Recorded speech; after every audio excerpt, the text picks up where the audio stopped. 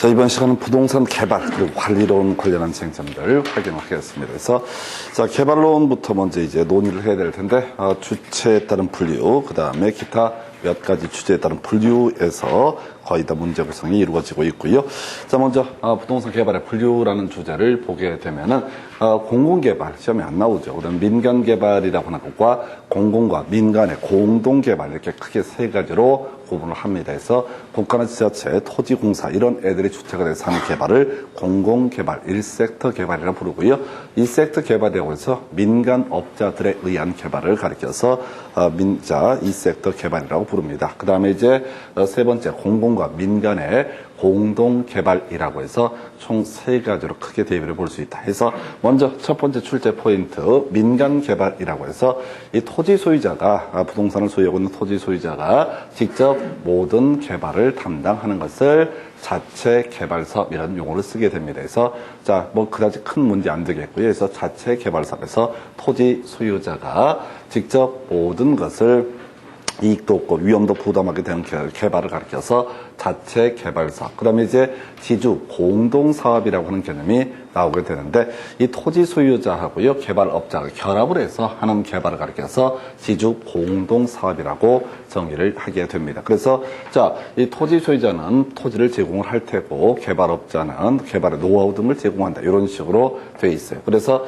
일단 첫 번째 출제 포인트 수탁 방식 또는 이제 용어상 위탁 방식을 쓰기도 하는데 신탁 방식이라는 게 키워드가 되죠. 그래서 신탁 방식과 수탁 방식 또는 신탁 방식과 위탁 방식으로 구분하게 되는데 자, 형식적이나마 소유권 자체를 개발업자에게 넘겨주는 형태를 가리켜서 이걸 우리가 이름하여 바로 신탁 방식이라고 부르게 됩니다. 그래서 제일 쉬운 문제가 신탁과 수탁, 신탁과 위탁 방식을 구분할 때 형식적으로 소유권이 넘어가면은 신탁 방식이 되게 될 것이고 이에 대응해서 형식적으로 소유권 자체가 넘어가지 않게 되면 이걸 우리가 위탁 또는 수탁 방식이라고 부르게 됩니다. 그래서 이게 제일 간단한 주제죠. 자, 한편 이 주제는 어디서 공부하냐면 부동산 실명법이라고 하는 데서 공부를 하게 됩니다. 실명법 공부하실 때 무슨 얘기를 하냐면 실권리자하고 등기 명인이 다르면 그런 등기는 원칙적으로 무효인 등기다라고 이렇게 전제합니다. 그래서 이 무효인 등기는 말소 등기를 하지 않는다라고 할지라도 여전히 무효가 되게 된다. 효력이 발생하지 않는다. 이렇게 얘기하면서 이 실명법 적용을 배제하는 것, 즉 실권리자와 등기 명인이 다름에도 불구하고 유효한 등기로 인정하는 것이 바로 담보 가등기라고 하는 거, 양도 담보라고 하는 거, 세 번째 신탁법상 신탁, 네 번째 상호 명의 신탁, 이 네 가지에 대해서는 실권리자와 등기 명인이 다름에도 불구하고 그 등기를 유효한 등기로 본다 해서 자, 이런 게 있었고 나중에 등기법 가서 보게 되면은 자, 이런 얘기죠. 신탁 등기라고 하는 것과 함께 소유권 이전 등기, 동시 신청, 일괄 신청하게 된다. 그래서 출제 포인트가 됐던 것은 일괄 신청을 한다는 얘기는 일괄해서 처리한다. 이 얘기를 이름하여 하나의 순위 번호라고 이렇게 정의를 하죠. 그래서 신탁 등기를 실행할 때도 하나의 순위 번호, 신탁의 변경 등기를 실행할 때도 하나의 순위 번호, 그다음에 신탁의 말소 등기를 할 때도 하나의 순위 번호를 사용한다. 이런 것들이 이제 주요한 이슈가 됐었어요. 자, 그래서 자, 신탁 방식, 토지 소유자가 토지 소유권을 신탁 기간 동안 형식적으로 개발업자에게 이전을 하게 된다라는 것을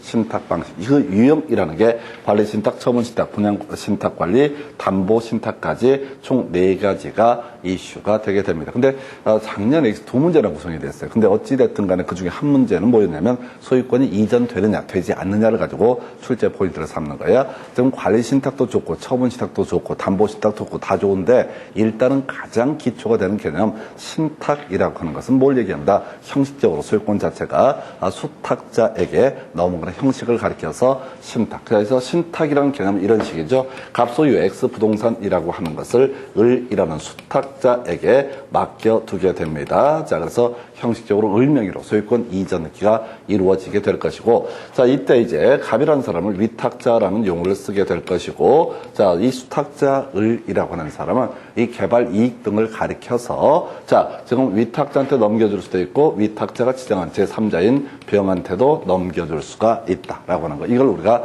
신탁의 법률 관계라고 얘기를 하게 됩니다. 그중에서 관리 신탁 별거 없어요. 이 갑소유 X 부동산이라고 하는 것을 을이라고 하는 사람이 관리해서 이익이 발생하게 되면 그 이익을 위탁자나 수익자에게 돌려주는 방식, 이걸 관리신탁이다. 두 번째, 개발신탁, 처분신탁인가요? 팔아서, 이 부동산을 팔아서 그 이익을 위탁자나 수익자에게 넘겨주는 방식을 처분신탁. 그 다음에 분양신탁이라는 게 나와 있죠. 그래서 이 분양신탁이라는 것은 갑소유의 X토지에다가 일정하게 건물 같은 걸 지어가지고 그 건물을 분양을 해서 그 이익을 위탁자나 수익자에게 주는 방식을 가리켜서 이걸 뭐라고 한다? 분양신탁, 이런 식의 용어를 쓰게 됩니다. 마지막 담보신탁이 조금 어려운데요. 이 담보신탁이라고 하는 것은 이런 식이야. 갑소유의 X 부동산에 대해서 을한테 맡겼어요. 그러면 이제 처분권 자체는 누구한테 있다? 실소유자는 갑임에도 불구하고 처분권은 당연히 누구한테? 을에게 있게 됩니다. 해서 갑이라는 사람이 돈이 좀 필요하다라고 했을 때 이 부동산을 담보로 해서 수탁자가 자 바로 증서, 일정한 증서 같은 걸 하나 발행을 해주게 됩니다. 증서를 발행해서 이 증서를 발행해 주게 되면은 토지 소유자는 이 증서를 은행에 가지고 와서 자 바로 돈을 빌릴 수 있는 제도를 가리켜서 담보신탁이라고 부르게 된다. 그래서 우리가 담보권이라는 것은 저당권, 건저당권, 담보가 등기 이런 얘기하면서 돈 빌리기 위한 것을 가리켜서 담보권이라고 부르게 됩니다. 그래서 담보신탁이라고 하는 개념은 돈을 빌리기 위한 신탁 해서 일단은 소유권 자체는 누구한테?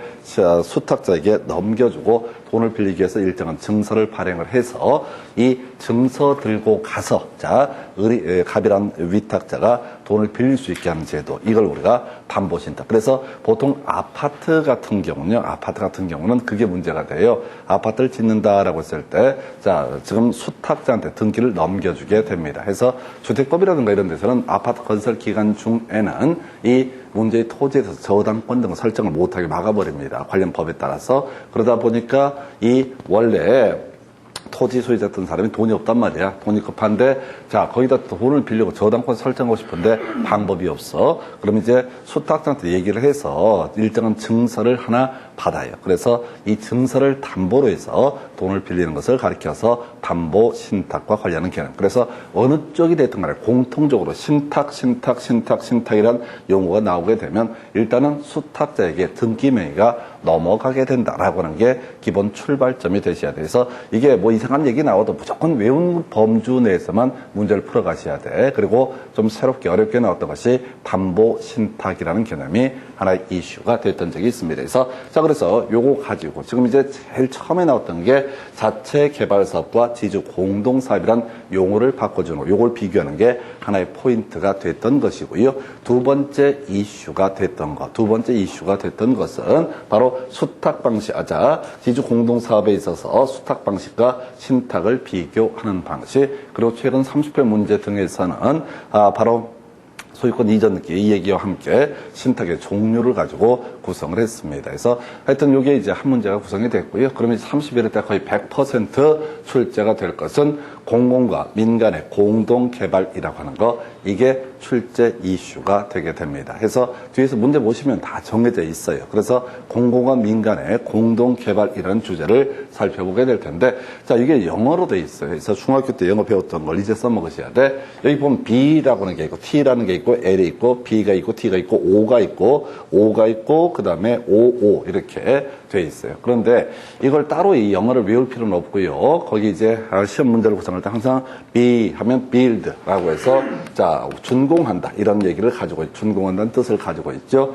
자 T라고 하는 거 transfer라고 해서 소유권을 이전한다라는 의미. 여기서는 보통 귀속이라는 표현을 쓰고 있습니다. 자 준공 대신에 준공이라는 표현 주로 나오고요. 귀속이라는 표현 나오고요. L이라고 하는 건 lease라는 것을 의미합니다. 임대한다 이런 의미. 자 O라고 하는 거 own 보유한다라는 의미를 가지고 있고요. operating 운영한다라고 하는 것이 BER 하여튼간 오퍼레이팅 해서 중학교 때는 제가 영어를 잘했어요. 제가 중학교 2학년 때인가 전교에서 영어 웅변대 이거 2순위까지 뽑혔어. 2순위까지. 그리고 내가 그 당시 내 인생의 봄날은 그때였어. 그래서 내 영어 웅변대를 준비를 했다니까요. 그래서 하여튼 영어 웅변대를 갔는데 준비를 하는 과정이었는데 선생님 두 분이 이제 한 명씩 맡아가지고 가르치는 거야. 근데 이제 제가 그때 마지막에 잘렸어. 이유는 뭐냐면 영어를 사투리로 한다고 그래가지고 영어를 사투리로 한다고? 로봇 할리가 이렇게 뜰 것 같았으면 내가 떴지. 그 당시에 전라도 사투리로 영어를 하니까, 영어 선생님이 더 이상 못 들어주겠다라고 해서, 안 하는 게 낫겠다. 이게 결론이었어요. 그래서 하여튼 그때 한번 좌절했어요. 그래서 그걸로 사투리 안 써요. 자, 오퍼레이팅이라고 해서 운영한다라고 해서 요거는 따로 외우는 게 아니라 그 내용 안에 다 들어가 있으니까 그대로 순서로 가셔야 돼요. 근데 이제 학원에서 가르쳐 드리는 건 뭐냐면 이 BTL 방식이란 건 이제 문제 구성할 때마다 꼭 이렇게 표시가 돼요. BTOL처럼 꼭 표시를 합니다. 그래서 시험용으로 접근할 때는 딱 한 가지만 기억하면 돼. BTOL은 그냥 뭐가 된다? BTL이다. 이거 하나만 외우셔서 문제 구성. 그래서 대부분의 문제가 BTL 방식과 BTO 방식을 비교하는 게 대부분의 문제. 왜? BTOL 하나 나와 있고 BTO 나와 있으면 성격 급하신 분들은 BTO를 보는 순간 BTO 맞구만 이라고 생각을 하시게 되거든. 그래서 이게 이제 함정파는 게 뭐 다른 걸 뭘 낼까 싶을 정도로 거의 유형화되어 있어요. BTL과 BTO라고 하는 거. 그 외의 것들도 영문 순서에 따라서만 그대로 접근을 하시게 되면 다 풀 수가 있어요. 그래서 이 정도가 뒤에서 지문 볼 텐데 겁나 유치해. BTL, BTO라고 하는 것을 주로 비교하는 포인트가 되게 된다. 그리고 요 가지고 아파트를 짓네, 철도를 건설하네, 교량을 건설하네 이런 것들은 다 쓸데없는 소리야. 헷갈리게 하려고 많은 주제들을 툭툭 던져놓게 돼요. 근데 수험생 입장에서 공부할 때는 뭐 군인 아파트를 짓든 말든 철도를 건설을 하든 말든 이런 거 신경 쓰지 마시고 그냥 BTOL이냐 BTL이냐 이 문제는 거의 다 도배가 돼. 그래서 어떤 내용이 나오면 그냥 영어 쓰면 돼. 그냥 자 준공하고 그럼 B 그다음에 귀속시키고 T 그다음에 리스 하면 임대하면 L 이런 식으로 써봐서 대입해 보시는 거야. 그래서 대신 주의하실 게 지문 속에서 뭐라고 쭉 써 있는데 BTL 방식이란 사회 기반시설의 준공된 후 소유권 운영권을 보유하는 방식. 그러면 B 다음에 뭐가 나와야 돼? T가 나와야 돼. 아무리 봐도 없어. 귀속. 그러니까 틀린 거야. 이렇게 문제를 풀어야 되지. 그걸 보면서 이건 BOO 방식이고 이따위로 공부를 하게 되면 개판돼 버려요. 그래서 자 이게 이제 공공과 민관의 공동 개발이라는 주제 이렇게 설명을 드릴 수가 있겠고요. 그다음에 이제 검토하게 될 게 도시 개발 사업 시행 방식에 대해서 보게 됩니다. 과거에 이제 토지 취득 방식 이런 용어를 쓰게 되는데 자 이건 이제 공법을 공부하시면 겁나 유치해 극치지 해서 자 도시 개발 사업 시행 방식은 100% 시험 문제 구성하면은 환지 방식을 가지고 출제가 이루어지거나 혼용 방식을 가지고 출제가 이루어집니다. 그래서 작년에 부동산 공법 문제를 다룰 때는 도시개발사업 시행 방식을 논하면서 제일 처음에 수용 방식이었고 계획적 이런 표현 나오거든요. 환지 방식은 나머지야. 혼용 방식은 뭐다? 두 개를 섞어서 하는 방식을 하겠어 혼용 방식이다 이렇게 해석을 합니다. 그래서 공법에서는 혼용 방식에서 분할 혼용 방식이라는 개념이 30회 때 출제 포인트가 됐었지요. 자 여기서는 이제 간단해요. 수용 방식 계획적이고 들어가면 뭐가 된다? 수용 방식 그냥 끝나가면 되는 거야. 왜 수용을 하느냐? 왜 땅을 강제로 뺏어내느냐? 계획적인 개발을 하려고 지들 마음대로 하려고 이게 수용 방식. 나머지 모르면 뭐가 된다? 환지 방식. 그리고 섞어서 하는 걸 뭐라고 한다? 혼용 방식이라고 부르게 됩니다. 그래서 이걸로 끝났고요. 시험 문제는 지금까지 100% 환지 방식만 출제합니다. 이유는 수용 방식은 문제를 낼 게 없어요. 수용이라는 개념 자체가 도시 개발 사업 등을 시행함에 있어서 사업 시행자가 강제로 보상금 주고 땅을 뺏어내는 방식 그리고 나중에 분양하는 방식을 가리켜서 우리가 수용 방식이라고 얘기를 하게 됩니다. 환지 방식은요. 바꿀 환자 땅지자에서 종전 토지하고 분양받을 토지의 가액을 평가를 해서 이걸 평가해서 뭘 하는 거다. 바로 자 새로운 토지로 분양하는 방식을 환지 방식이라고 부르게 되고요. 혼용 방식은 섞어서 하는 것이다. 이런 식으로 하는 거예요. 그래서 이제 학계론을 공부를 쭉 하다 보면은 그런 느낌이 들어요.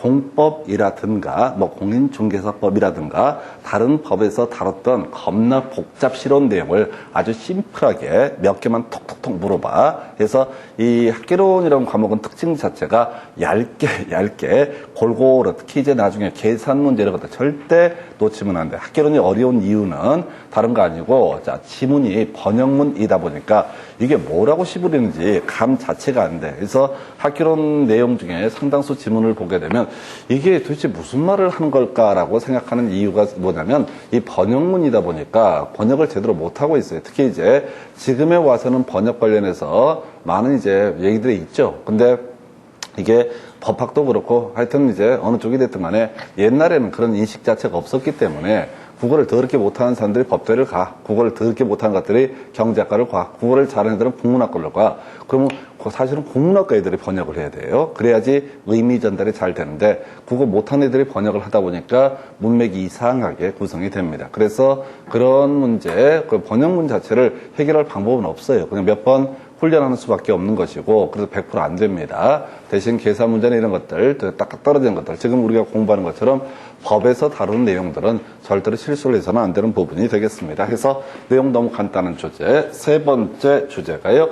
자, 정비사업이라고 해서 역시 부동산 공법 공부할 때 다루는 내용이죠. 그래서 산 하나 그려놓고요. 산 하나 그려놓고 가장 달동네에서 이루어지는 사업을 뭐라고 한다? 주거 환경 개선 사업. 다 달동네는요, 이 가난이라고 하는 거 아주 악으로 해석을 하는 거야. 그래서 이 악을 제거하고 고칠 개자, 나을 선자에서 선한 것으로 바꾸는 거야. 이게 왜 이렇게 표현을 드리냐면 좀 이따 문제 지문 중에 주거 환경 관리 사업 이런 게 뜬다고. 그럼 그 말이 그 말 같다고 해서 달동네는 죄악이다, 가난은 죄악이다 이런 관점에서 싹 쓸어버리고 새롭게 짓는 것을 주거 환경 개선 사업이라고 부르고요. 두 번째를 우리가 재개발 사업이라고 부르게 될 거고 평지에서 이루어진 사업을 뭐라고 한다? 재건축 사업이라고 부르게 됩니다. 그래서 사실은 이제 이 부분은 부동산 공법 중에서 도시 및 주거환경 정비법에서 다루고 있는 내용들이죠. 그래서 먼저 똑같이 외우는 거야. 주거 환경 개선 사업 제일 달동네는 저단 이렇게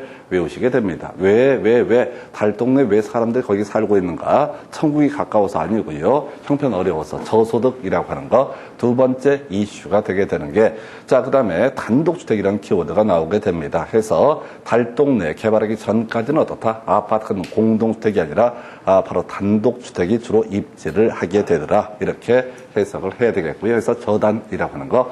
그 다음에 열상이라고 해서 열악하고요. 그 다음에 상업지역, 공업지역 등 이렇게 가게 됩니다. 그래서 주택 재개발이라는 개념이 재개발이 당연한 한 이슈가 될 테고 상가 재개발, 공장 재개발을 가리켜서 역시 지금 현행법 측에서는 재개발로 분류를 하게 됩니다. 그래서 자, 재개발이라고 하는 거 요렇게 자, 열상 이렇게 외우시고요. 재건축은요, 양호라고 하는 것이 키워드가 되게 됩니다. 그래서 양호라고 하는 게 키워드에서 너무 간단해요. 그래서 심플하게 딱딱 끊어서 가시면 됩니다. 그래서 저단, 열상, 양호 이게 바로 주체에 따른 부동산 개발의 분류라고 해서 여기서 평균 아무리 적게 나와도 한 2문제 가까이 출제가 되게 됩니다. 그래서 자, 이거 바로 이제 교재 가지고 확인을 해 보도록 하겠습니다. 여러분 교재 기준으로는요 80페이지, 자 79페이지는 뭐 별 쓸데없는 소리니까 80페이지부터 바로 가보겠습니다. 옛날 질문들 나와 있네요.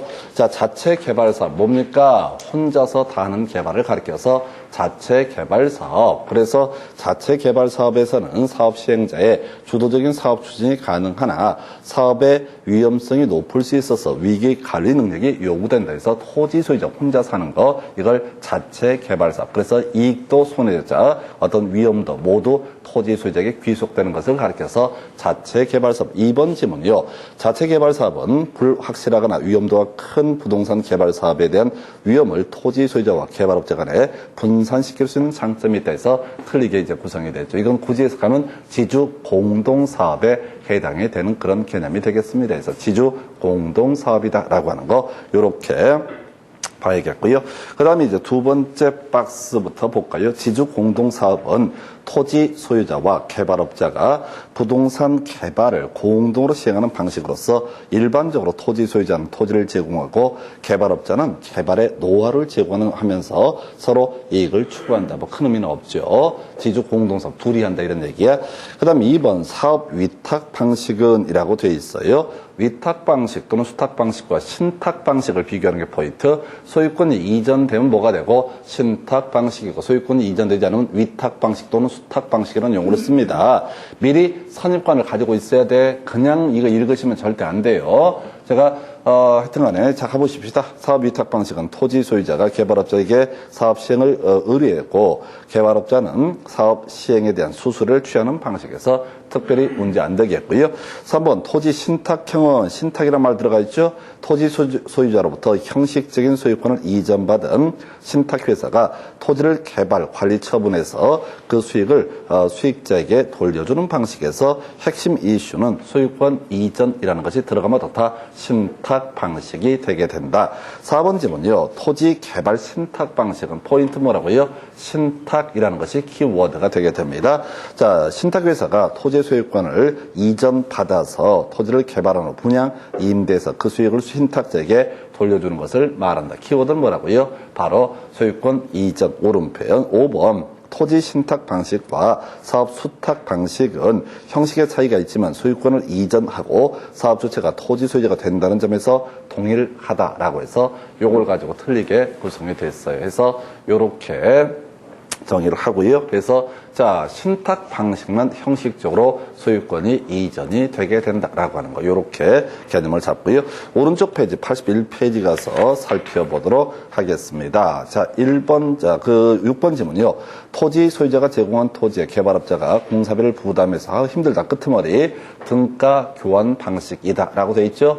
예, 요거 공부 안 하신 겁니다. 내용도 절대 눈길에 담아둬서는 안 돼. 이런 게 한 열 몇 개가 있거든요. 실제 이제 보통 학개론 교재를 보면은 뭔 소리를 하는지 알 수가 없어. 답이 안 돼. 그냥 무조건 버리셔야 돼. 7번 토지 소유자가 사업을 시행하면서 건설업체에 공사를 발전하고 힘들어. 끄트머리 보니까 공사비 지급, 자 청산형 사업 방식 모르지? 답이 되지 않습니다.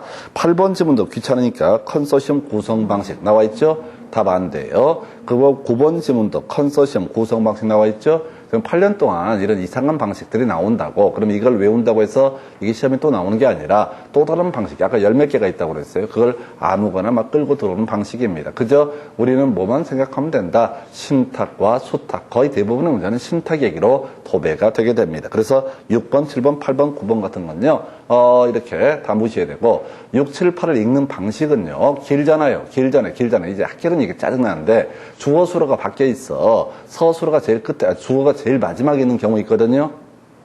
아니 문제를 낼 게 너무 한정이 돼 있다 보니까 출제위원들 입장에서 지난번 문제랑 달리 내려고 하다 보니까 주어수를 바꿔버린다, 위치를. 그래서 지문 길어지면, 아니 인간적으로 제일 마지막 단어부터 먼저 확인하시고 주어를 확인해 달라. 제일 마지막 단어부터 확인해 다 주고 주어를 확인해 주셔야 됩니다. 그래서 앞에서부터 읽다 보면요, 쫄아버려요. 와, 이거 모르는 거 나왔다 이렇게 해서 쫄아버리는 순간 게임 끝나요. 그래서 6, 7, 8, 9 설명드렸고, 자 10번 부동산 신탁에 있어서 당사자는 부동산 소유자인 위탁자와 부동산 신탁사인 수탁자 및 수익권을 배당받는 수익자로 구성되어 있다. 아까 설명드렸던 내용이 바로 신탁이라는 개념이 되게 됩니다. 그래서 소유권 넘겨주는 사람은 뭐라고 한다? 위탁자, 소유권을 넘겨받는 사람은 수탁자, 그 외 수익자라는 개념이 있을 수가 있다. 그 다음에 이제 11번 부동산의 소유권의 관리, 건물 수선. 자, 해서 좀 보니까 관리 신탁이라는 표현 나와 있네요. 관리 신탁이라는 표현 나와 있으니까 이제 읽어보십시다. 자, 부동산의 소유권 관리, 건물 수선 및 유지, 임대차 관리 등 그 부동산의 재반 관리 업무를 신탁회사가 수행하는 거. 이게 이제 관리 신탁이 되게 된다 해서, 그리고 의미상 형식적으로 소유권은 누구한테? 수탁자에게 이전되는 걸 의미한다. 12번 지문 보니까요, 관리 신탁에 의해서 의하는 경우 법률상 부동산 소유권이 이 소유권의 이전 없이 신탁회사가 부동산의 관리 업무를 수행케 된다 해서, 이것도 그렇지. 우리가 설령 관리 신탁이 지금 30회 처음 나왔는데 어느 쪽이 됐든 간에 신탁이란 말만 나오면 무조건 뭐가 된다? 형식적으로 소유권 자체가 이전되게 된다. 그래서 30회 때 답을 뽑았어요. 이 문제는 직접 그동안 나오지 않았어도 기본 용어 개념만 잡고 있으면 뭐가 된다? 맞출 수가 있었죠. 넘어가세요. 자, 13번 그 다음 페이지 가면 13번 질문이 있어요. 처분 신탁은 처분 방법이나 절차가 까다로운 부동산에 대한 처분 업무, 처분 완료 시까지 관리 업무를 신탁회사가 수행하는 것이다 라고 해서 옳게 구성을 했네요. 결국 이제 팔기 위해서. 자, 개인이 쉽게 못 팔아요. 부동산이란 게 고가성이라는 개념 때문에 잘 안 돼요. 그리고 우리가 집 파는 것 정도는 문제가 안 되는데, 땅이 예를 들어서 500평이다, 400평이다, 도시개발사업 하면 상당히 비싸거든요. 몇 억, 몇십억씩 왔다 갔다 하면 땅값만. 이런 경우는 답 안 나오거든. 해서 그때 이제 공인중개사법에서는 그런 식으로 합니다. 전속 중개 계약을 체결해서 지금 특정한 기업 공인중개사가 그걸 알아서 목숨 걸고 전국을 뛰어다니면서 파는 방식이 되게 될 것이고, 여기서는 이제 신탁회사에 맡기는 거, 이게 바로 뭐가 된다? 처분 신탁이라는 개념이 되게 된다. 그 다음에 14번 분양신탁관리는, 다른 거 빼버려요. 분양신탁이죠. 소유권 이전 받아서 결국은 분양해서 그 이익을 돌려준다. 이게 기본 키워드에서 나와야 돼. 해서 분양신탁관리는 상가 등 건축물 분양의 투명성과 안정성을 확보하기 위해서 사업 부지의 신탁과 분양에 따른 자금 관리 업무를 부담시키는 것이다. 그래서 이게 대부분 많죠. 왜냐하면 이제 아파트 건설 회사에서 직접 분양한다라고 하게 되면 이거 받고 튀어버릴 수가 있거든. 받고 튀어버리는 사례가 있으니까 중간에 이런 신탁사한테 위탁을 해놨다. 우리는 절대 먹고 튀지 않는다. 자들을 보고 어떻게 해라. 알아서 투자를 하시라. 이게 이제 분양신탁이라는 개념이 될 테고.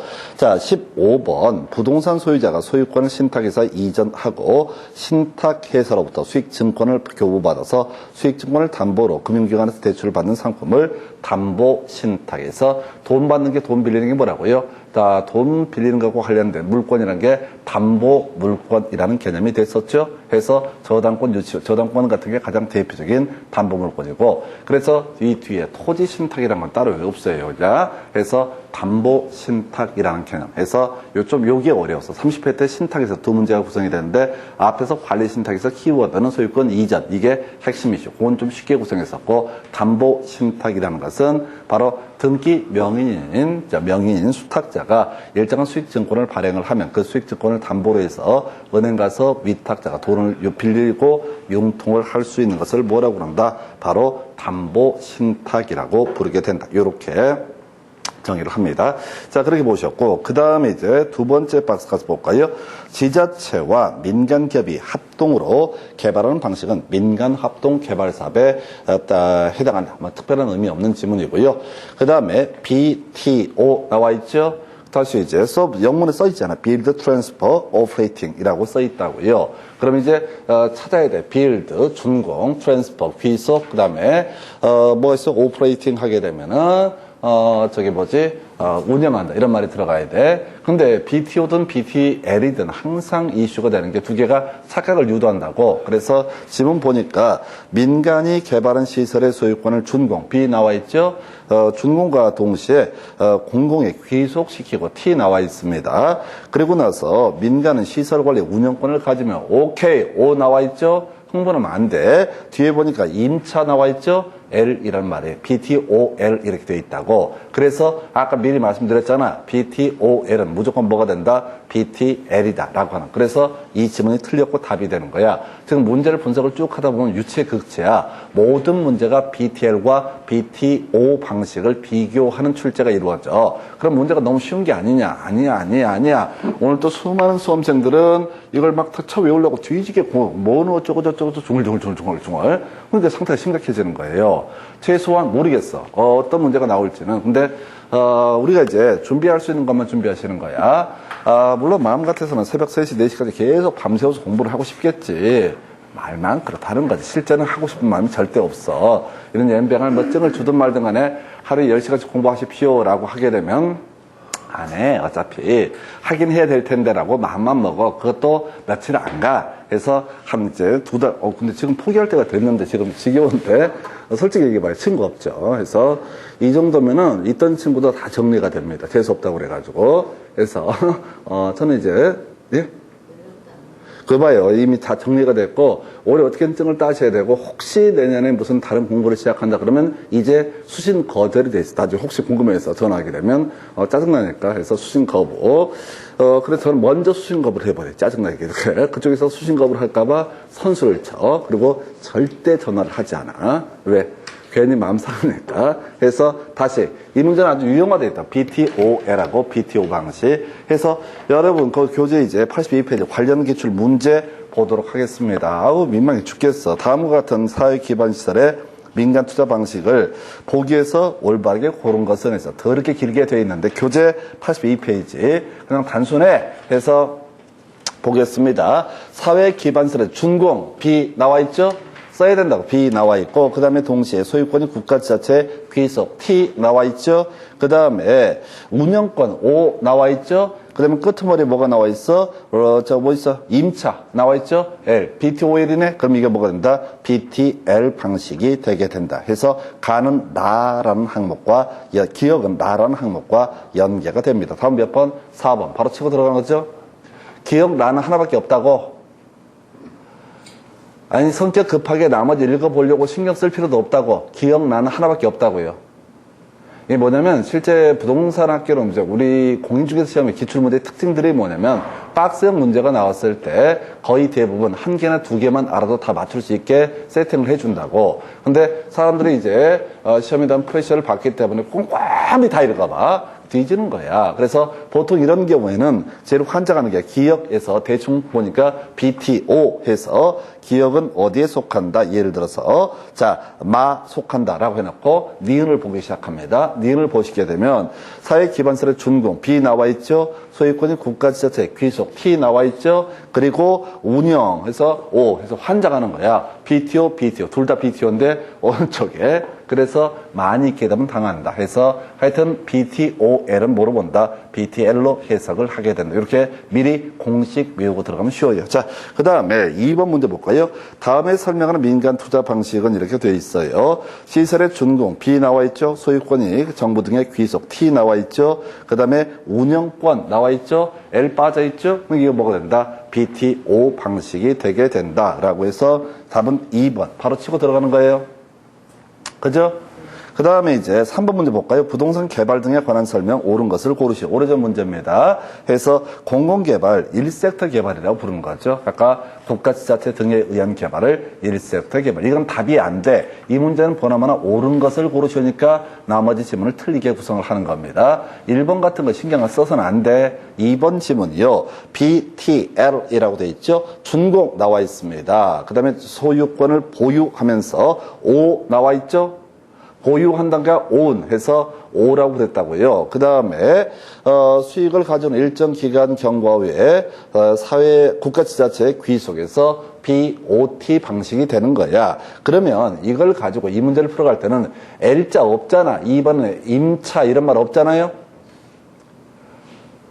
아니 이제 제가 설명할 때 BOT다 이렇게 말씀을 드리지만은 BTL 방식은 L이 꼭 들어가야 되잖아. 리스, 임차, 임대가 들어가야 되니까 그래서 2번 틀린 거다. 이렇게 접근을 하셔야 돼요. 3번 좀 보니까 BTO라고 해서 사업 시행자가 시설의 준공 B 나와 있습니다. B 소유권을 국가지자체 이전하고 T 나와 있죠. 해당 시설을 임대 L 빠져 있죠. 이게 뭔진 모르지만은 BTO 방식에서는 L이 빠져 있다고. 그래서 3번 틀린 거야. 그 다음에 4번 BOT 시설의 준공과 B 나와 있어요. 소유권은 국가지자체의 귀소 T 나와 있어요. 순서가 일단 BT를 가야 되죠. 그런데 BO 했으니까 틀렸다고 운영권 해서 BTO 방식이 되게 되는 거예요. BOT가 아니라.